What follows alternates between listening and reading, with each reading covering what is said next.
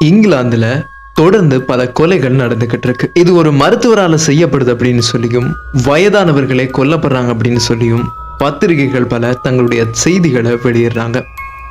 அப்படி இங்கிலாந்து நாட்டுல என்னதான் நடந்துகிட்டு இருக்கு? இந்த ஒரு பதிவை காணும் அனைத்து நல்லுள்ளங்களுக்கும் வணக்கம். நீங்கள் பார்த்து கொண்டிருப்பது மிஸ்டீரியஸ் வே சேனல். நம்ம சேனலுக்கு நீங்க வர்றது இதுதான் ஃபர்ஸ்ட் டைம்னா மறக்காம நம்ம சேனலை சப்ஸ்கிரைப் பண்ணி பெல் ஐகானை பிரஸ் பண்ணிடுங்க. அதோட இந்த வீடியோ பிடிச்சிருந்தா ஒரு லைக்கும் போட்டுருங்க. இப்போ வாங்க இந்த பதிவை காணலாம்.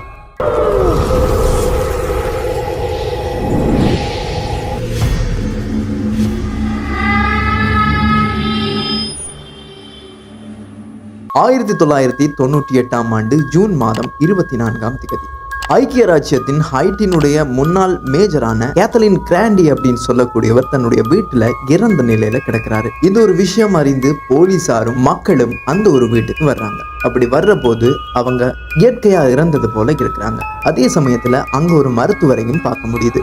அந்த மருத்துவர் அக்காலகட்டத்துல லண்டனை பொறுத்த வரைக்கும் மிக பிரபலமான ஒரு மருத்துவராகவும் குறிப்பிடப்பட்ட சிக்மன் அப்படின்னு சொல்லக்கூடிய மருத்துவர். இந்த மருத்துவரால தான் பக்கத்துல இருக்கக்கூடிய மக்களுக்கும் போலீசாருக்கும் அறியப்படுத்தப்படுது இப்படி கிரண்டி இறந்துட்டாங்க அப்படின்னு சொல்லி. அங்க வந்த போலீசார் கிரண்டி எதனால இறந்தாங்க அப்படின்றத ஆய்வு செய்யறாங்க. அப்படி பார்க்கிற போது கிரண்டி இயற்கையாக இறந்தது போல தெரிய வருது. இறுதியாக கிரண்டியினுடைய மருத்துவ அறிக்கையிலையும் இவர் இயற்கையாகத்தான் இறந்தார் அப்படின்னு சொல்லி சிக்மனே கையொப்பமும் இடுறாரு. இட்டதுக்கு அப்புறம் கிரண்டியினுடைய உடல் புதைக்கப்படுது. புதைக்கப்பட்டதுக்கு அப்புறம் கிரண்டியினுடைய வீட்டுல சில குழப்பங்கள் நிகழ்ந்து, கிரண்டியினுடைய பிள்ளைகள் கிரண்டி இறக்குற சமயம் இல்லாத காரணத்தால கிரண்டியினுடைய இறப்பு கிரியைகள் இறுதி கிரியைகளை முடிச்சதுக்கு பிறகு வீட்டுல இருக்கக்கூடிய சில விஷயங்களை ஒழுங்குபடுத்திட்டு இருக்காங்க. அப்படி ஒழுங்குபடுத்துற போதுதான் கிரண்டியினுடைய பிள்ளைகளுடைய கண்ணுல ஒரு விஷயம் மாட்டுது. அந்த ஒரு விஷயம் என்னன்னு பாத்தீங்கன்னா ஒரு உயில் ஒண்ணு. அக்காலகட்டத்துல எழுதப்பட்ட உயில், அதுவும் கிரண்டி கைப்படவே எழுதப்பட்டிருக்கு. இதை பாக்குற போது பிள்ளைகள் எல்லாருக்குமே ரொம்பவே ஆச்சரியமாகுது. என்ன இது, அம்மா ஒரு உயில் ஒன்னை எழுதி இருக்காங்களா, இது யாருக்காக எழுதி இருப்பாங்க அப்படின்னு சொல்லி இவங்க படிச்சு பாக்குறாங்க. அப்படி படிச்சு பாக்குற போது சுமார் 3,86,000 யூரோ பெறுமதியான சொத்து கிரண்டியோட பிள்ளைகள் எல்லாருமே ரொம்பவே ஆச்சரியம் அடைந்து போறாங்க. இது என்னடா, பிள்ளைகள் நாங்க இத்தனை பேர் இருக்கோம், ஆனா எங்களுக்கு யாருக்குமே எதுவும் எழுதல, ஆனா எங்களுடைய அம்மா எதனால சிக்மன் பேர்ல இவ்வளவு சொத்தை எழுதி வச்சிருக்காங்க அப்படின்னு சொல்லி குழம்பி போறாங்க. இந்த ஒரு விஷயம் பெரிய ஒரு குழப்பத்தை உருவாக்குறதோட இவங்களுடைய தாயார் இறக்குற இறுதி தருவாயில வீட்டுல இருந்ததும் சிக்மன் தான். இதனால இன்னும் இதுல இருக்கக்கூடிய குழப்பம் அதிகரிக்குது. இதுல ஏதோ ஒரு பெரிய குழப்பம் இருக்கு அப்படின்றத விளங்கி கொண்ட கிரண்டியினுடைய பிள்ளைகள் போலீசாரை வரவழைச்சு எது சம்பந்தமா சொன்னா தான் சரி அப்படின்னு முடிவு பண்ணி போலீசாரையும் வரவழைக்கிறாங்க. வரவழைச்சது மட்டும் இல்லாம அந்த உயிலையும் போலீசாருக்கு காட்டுறதோடு இவர் மீதும் கேஸ் ஒன்று பதிவு பண்றாங்க. இந்த உயிலை போலீசார் படிச்சு பாக்குற போது, ஆமா சிக்மன் பேர்ல இவ்வளவு சொத்தை எழுதி வச்சிருக்காங்களே எதற்காக அப்படின்னு சொல்லி ஆரம்பத்துல கேட்கிறாங்க. அப்போ பிள்ளைகள் சொல்லக்கூடிய விஷயம், எங்களுக்கு எதுவுமே தெரியாது, நாங்க வீடுகளை ஒழுங்குபடுத்துற போதுதான் இந்த ஒரு விஷயத்த பார்த்தோம். இவர் எங்களுடைய குடும்ப வைத்தியரும் கிடையாது. ஒரு தடவை மாத்திரம் அம்மாவுக்கு முடியாம இருந்த போது இவரை அழைச்சு நாம பார்த்தோம். ஆனா அதுக்கப்புறம் கடைசியா நாங்க யாருமே வீட்டுல இல்ல, அம்மா இறந்துருக்காங்க, இவர் மட்டும்தான் வீட்டை வந்தாரு, இவருக்கு எப்படி வந்தாருன்றதும் எங்களுக்கு தெரியல அப்படின்னு சொல்லி அவங்க குறிப்பிடுறாங்க. போலீசாருக்கு இதை கேட்டதுமே இந்த சிக்மன் மேல பெரிய ஒரு டவுட் வருது. அதுக்கப்புறம் சிக்மனை கூப்பிட்டு இவங்க விசாரணையும் ஆரம்பிக்கிறாங்க. அப்போ சிக்மன் சொல்லக்கூடிய விஷயம், எனக்கு எதுவுமே தெரியாது, இந்த ஒரு உயில் வீட்டை இருந்தது கூட நீங்க சொல்லித்தான் எனக்கு தெரியுது அப்படின்னு சொல்லி குறிப்பிட்டார். போலீசாருக்கு மேலும் மேலும் இவர் சொல்லக்கூடிய பதில்கள் ரொம்பவே குழப்பத்தை உருவாக்கிக்கிட்டு இருக்கு. இந்த ஒரு கேஸ்ல என்னதான் நடந்துச்சுன்றது இதுவரைக்கும் தெரியாம போலீசார் குழம்பிட்டு இருக்கிற போதுதான் ஒரு முடிவுக்கு வர்றாங்க. புதைக்கப்பட்ட கிரண்டியினுடைய உடலை தோண்டி எடுத்து அவங்களுக்கு உண்மையில என்ன ஆச்சு அப்படின்றத வேற ஒரு மருத்துவரை வச்சு பரிசோதனை செய்யலாம் அப்படின்னு சொல்லி முடிவு பண்றாங்க. அப்படி அவங்களுடைய உடலும் தோண்டப்படுது. தோண்டப்பட்டதுக்கு அப்புறம் அவங்களுடைய உடல் பரிசோதனைக்கு முற்படுத்தப்படுது. அப்படி பரிசோதனை செய்கிற போது அவங்க அதிக அளவு போதைப் பொருள், அதாவது ஹெரோயினை பாவிச்சதாகவும் அதன் காரணத்தாலதான் அவங்க இறந்தாங்க அப்படின்னு சொல்லியும் மருத்துவ குறிப்பு சொல்லுது. இதை கேட்டதுக்கு அப்புறம் பிள்ளைகளுக்கு இன்னும் அதிர்ச்சியா, தாயார் இப்படி போதைக்கு அடிமையான ஒருத்தரே கிடையாது, ஆனாலும் இந்த மருத்துவ குறிப்பு இப்படி சொல்லுது, அவங்களுடைய உடல்லையும் ஹெரோயின் பாவிச்சதுக்கான குறிப்புகள் இருக்கு. இப்படியே இந்த கேஸ் போற போது ஒரு நாள் கிரண்டியினுடைய பிள்ளைகள் வீட்டுல இருக்கும் போது கிரண்டியினுடைய கம்ப்யூட்டரை இவங்க செக் பண்றாங்க. அப்படி செக் பண்ற போது அதுல ஒரு கடிதம் ஒண்ணு டைப் பண்ணப்பட்டிருக்கு. அந்த கடிதத்துல இருக்கக்கூடிய விஷயம், நான் ரொம்பவே போதைக்கு அடிமையாகி இருந்தேன் அப்படின்னு சொல்லியும் என்னால அந்த ஒரு விஷயத்துல இருந்து மீள முடியல, எனக்கு இருந்த துன்பங்கள் மன அழுத்தங்கள் காரணமா நான் இப்படி ஒரு வழியை தேர்ந்தெடுத்தேன் அப்படின்னு சொல்லி எழுதப்பட்டிருக்கு. இதை பார்த்ததுமே கிரண்டியினுடைய பிள்ளைகள் ரொம்பவே அதிர்ச்சி அடைந்து போறாங்க. எங்களோட வீட்டை பொறுத்த வரைக்கும் எங்களுடைய தாயார் இப்படி இருந்ததுக்கான அறிகுறி எதுவுமே இருக்கலையே, ஆனா எப்படி இவங்களே இதை எழுதி இருப்பாங்க, இது எந்த வகையில உண்மையா இருக்கும் அப்படின்றது தெரியாம குழம்பி போறாங்க. இப்படியே போலீசார் வரவழைச்சு இந்த ஒரு விஷயத்தையும் காமிக்கிறாங்க. அப்படி காமிக்கிற போது போலீசார் அதுல அவதானிக்கக்கூடிய விஷயம், கிரண்டி 1998 ஜூன் மாதம் 24ஆம் தேதி இறக்குறாங்க. ஆனா இந்த கடிதம் அவங்க இறந்ததுல இருந்து 10 நாட்களுக்கு பின்புதான் டைப் செய்யப்பட்டிருக்கு. அப்படின்னா இந்த வீட்டுல இருக்கிறவங்க இந்த கிரண்டியினுடைய பிள்ளைகள் யாரோ தான் இப்படி செய்திருப்பாங்களா அப்படின்ற சந்தேகம் போலீசாருக்கு எழுது. ஆனாலும் கூட தன்னுடைய தாயாரையே இப்படி தவறா சித்தரிக்கிறதுக்கு என்ன காரணம் அப்படின்னு சொல்லி போலீசார் யோசிச்சாங்க. அந்த பிள்ளைகளை கூப்பிட்டும் விசாரிக்கிறாங்க. அவங்கள விசாரிக்கிற போது அவங்க சொல்லக்கூடிய விஷயம், நாங்க யாருமே எதுவுமே பண்ணல, எங்களுக்கு தெரியல, அம்மா இறந்த விஷயம் கூட எங்களுக்கு அந்த டாக்டர் கால் பண்ணி சொல்லித்தான் தெரியும் அப்படின்னு சொல்லி சொல்றாங்க. இதுக்கு பிறகு மறுபடியும் அந்த சிப்மன் அப்படின்னு சொல்லக்கூடிய டாக்டரை கூப்பிட்டு விசாரிக்க தொடங்குறாங்க. அப்பொழுதும் கூட அந்த சிப்மனால சொல்லக்கூடிய விஷயம், கண்டிப்பா இதை நான் பண்ணல, எனக்கு அப்படி ஒரு அவசியமும் கிடையாது அப்படின்னு சொல்லி அழுத்தம் திருத்தமா சொல்றாரு. இதை கேட்டதுக்கு அப்புறம் போலீசார் இந்த கேஸுக்கு ஒரு முடிவே இல்லையா அப்படின்னு சொல்லி இன்னும் குழப்பமடைகிறாங்க. கிரண்டியினுடைய உயிர் போய் பல காலங்கள் ஆயிடுச்சு, ஆனாலும் கூட இதுக்கு ஒரு முடிவு கிடைக்கல அப்படின்றது மக்களுக்கும் சரி கிரண்டியினுடைய பிள்ளைகளுக்கும் சரி பெரிய ஒரு கேள்வியாவே இருந்துகிட்டு இருக்கு. 1998ஆம் ஆண்டு செப்டம்பர் மாதம் 7ஆம் தேதி அந்த நாளன்று சிப்மன் போலீசாரால கைது செய்யப்படுறாரு. இவ்வளவு காலம் வரைக்கும் கைது செய்யப்படாம வெறுமன விசாரணைகளுக்கு மட்டுமே அழைக்கப்பட்டாரு. இந்த தடவை இவர் கைது செய்யப்படுறாரு. இது எதற்காகன்னு பாத்தீங்கன்னா, போலீசார் கிட்டத்தட்ட இவருடைய கள்ள வேலைகளை கண்டுபிடிச்சிட்டாங்க. சிப்மனுடைய வீட்டுல அதாவது டைப்ரைட்டர்களை பாக்குறாங்க. அதை பயன்படுத்தி தான் இவர் போலியான உயில்களை தயார் செய்திருக்காருன்றது போலீஸுடைய ஊகமா இருக்கு. இதை வச்சுக்கொண்டு இந்த சிப்மனை அரெஸ்ட் பண்ணி விசாரணையும் மேற்கொள்ள ஆரம்பிக்கிறாங்க. விசாரணைகள் தொடர போலீசார் பல விஷயங்களை கண்டுபிடிக்கிறாங்க. இந்த சிப்மன் இந்த கிரண்டியை கொலை செய்தது மட்டும் இல்லாம இதற்கு முன் 15 பேரை கொலை செய்திருக்கான் அப்படின்னு சொல்லியும் கண்டுபிடிக்கிறாங்க. அதோடையே இவர் வீட்டிலேயே கொடிய மருந்து பொருளான டைமார்பின் அப்படின்னு சொல்லக்கூடிய ஒரு மருந்து பொருளும் கண்டுபிடிக்கப்படுது. இதை பயன்படுத்தியே இவர் தன்னிடம் வந்த நோயாளிகளை கொலை செய்திருக்கார் அப்படின்றதும் தெரிய வருது. இதெல்லாம் கேட்கிற போது போலீசாருக்கும் சரி அந்த காலத்துல வெளியிடப்பட்ட பத்திரிகைகளை பார்த்து மக்களும் ரொம்பவே அதிர்ச்சி அடைந்து போறாங்க. எல்லாருமே நோய் வந்தா மருத்துவர்கிட்ட போவாங்க, நம்பி தங்களுடைய வருத்தங்களையும் சொல்லுவாங்க. ஆனா இந்த ஒரு மருத்துவர் போற எல்லாரையுமே கொலை செய்திடுவார் அப்படின்றது மக்கள் மத்தியில பெரிய ஒரு பயமா மாறுது. அதுக்கப்புறம் எந்த ஒரு வைத்தியர்கிட்ட போறனாலும் பயத்தோடையே மக்கள் போக ஆரம்பிக்கிறாங்க. இவ்வாறு சிப்மன் போலீஸ் கஸ்டடியில இருக்கிறதோட 2 வருடங்கள் கழியுது. 2000 ஆண்டு மீண்டும் இவருடைய வீட்டை போலீசார் சோதனை செய்யற போது அங்க இருந்து ஒரு புத்தகம் ஒண்ணு எடுக்கப்படுது. அந்த புத்தகத்துல இருக்கக்கூடிய விஷயம் பிரிஸ்கிரிப்ஷன் ஃபார் மர்டர் அப்படின்னு சொல்லி குறிப்பிடப்பட்டிருக்கு. சிப்மன் தன்னுடைய வாழ்நாள்ல தான் செய்த கொலைகளை அடிப்படையாக வச்சு எப்படி ஒரு கொலையை செய்யலாம் அப்படின்றதுக்கு இந்த ஒரு புத்தகத்தை தயார் செய்திருக்கார் அப்படின்னு சொல்லி போலீசார் குறிப்பிடுறாங்க. இந்த புத்தகத்தை பார்வையிட்ட பிறகுதான் போலீசார் முடிவு பண்றாங்க, கண்டிப்பா இவன் இதை விட பல கொலைகளை செய்திருக்கணும் அப்படின்னு சொல்லி. இப்படியே இவன் பத்தின தேடல்களும் அதிகரிக்குது, விசாரணைகளும் தொடர்ந்துகிட்டு இருக்கு. இப்படி தொடர்ற போதுதான் திடுக்கிடும்படியான பல உண்மைகள் வெளியே வருது. நம்ம எல்லோருக்குமே தெரிஞ்ச ஒரு விஷயம், இவன் கொன்னது கிரண்டி அப்படின்னு சொல்லக்கூடிய ஒரு பெண்ணை, அதுவும் வயதான ஒரு பெண்ணை. அதை விட போலீசாரால கண்டுபிடிக்கப்பட்ட விஷயம் 15 பேரை கொலை செய்திருக்கான் அப்படின்னு சொல்லி. இந்த விசாரணைகள் தொடர்ற போது போலீசார் அப்படி என்ன விஷயத்த கண்டுபிடிச்சிருப்பாங்க. இந்த ஒரு பதிவு உங்களுக்கு சுவாரஸ்யமா இருக்குன்னா இந்த ஒரு வீடியோவை லைக் பண்ணி நம்ம சேனலை சப்ஸ்கிரைப் பண்ணிருங்க. 1946ஆம் ஆண்டு ஜனவரி மாதம் 14ஆம் தேதி ஐக்கிய ராச்சியத்தினுடைய நாட்டிங்ஹாம் அப்படின்னு சொல்லக்கூடிய இடத்துல இருக்கக்கூடிய கவுன்சில் எஸ்டேட்டான வெஸ்ட்வுட் எஸ்டேட்ல தான் இந்த ஒரு சிப்மன் பிறக்கிறாரு. அங்க இருக்கக்கூடிய ஹரோல்ட் ஃப்ரெட்டிக் அப்படின்னு சொல்லக்கூடிய ஒரு ஆணுக்கும் வேரா அப்படின்னு சொல்லக்கூடிய பெண்ணுக்கும் தான் இவர் மகனா பிறக்கிறாரு.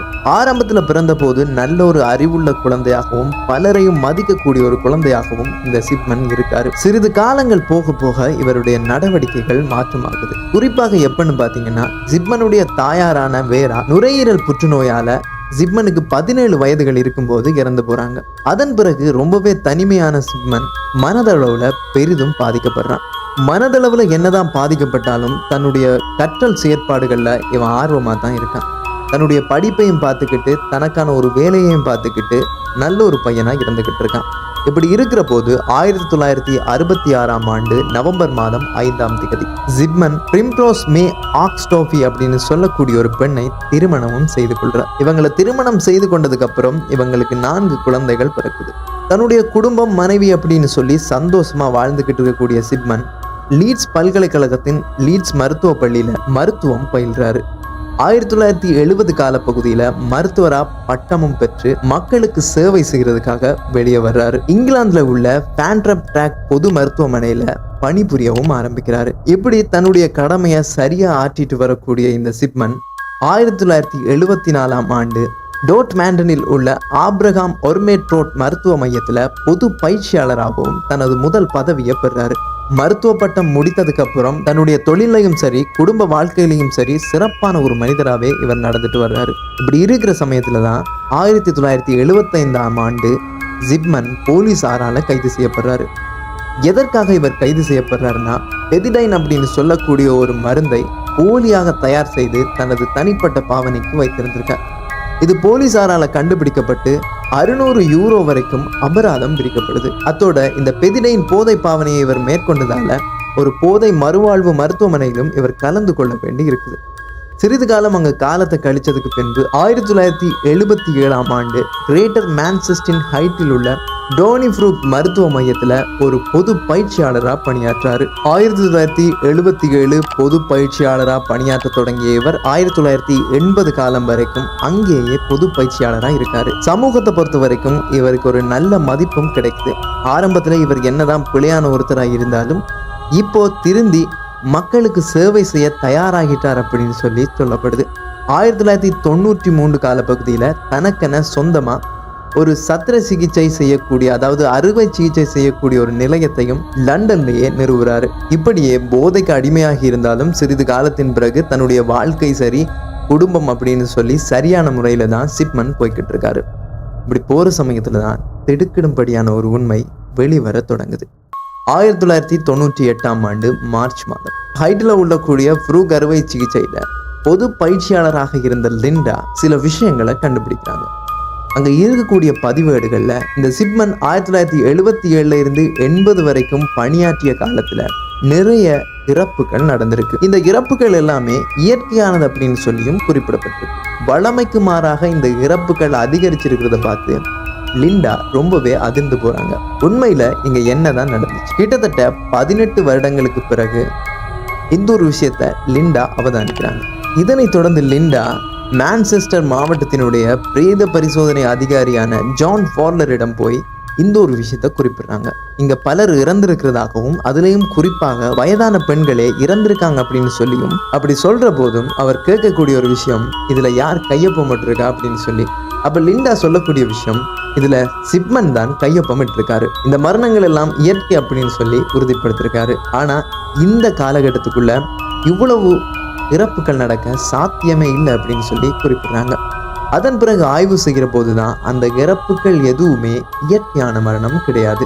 லிண்டா போலீசாருக்கு அறியப்படுத்துறாங்க. இந்த ஒரு விஷயம் தெரிஞ்சதுமே போலீசார் ஜிப்மனை கைது செய்யறாங்க.